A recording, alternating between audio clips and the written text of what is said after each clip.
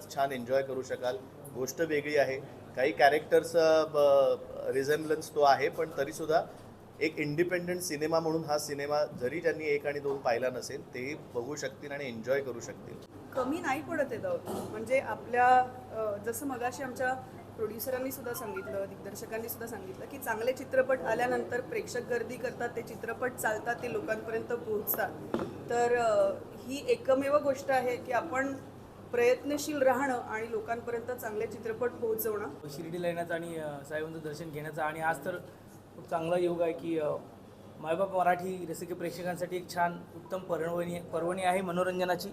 ये रे पैसा 3 त्यात अमित खोपकर साहेब आणि आमचे संजय जाधव साहेब, विनाथ दत्त सर, हे सगळे घेऊन आम्ही अख्खी टीमच आज दर्शनाला आलो आहे. खूप छान वाटतं आहे. प्रमोशन एका बाजूला असतं, पण इथे येऊन जी शांतता मिळते, मनशांती मिळते, ती खूप चांगली आहे. आणि खूप बरं वाटतं. उद्या सिनेमा रिलीज होणार आहे. गेले महिनाभर आम्ही संपूर्ण महाराष्ट्रात प्रमोशनच्या गडबडीत आहोतच, पण आज जरा शांतपणे दर्शन, तुमच्याशी गप्पा आणि तुमच्या निमित्ताने मायबाप रसिक प्रेक्षकांपर्यंत पोहोचण्याचं एक वेगळं माध्यम आहे.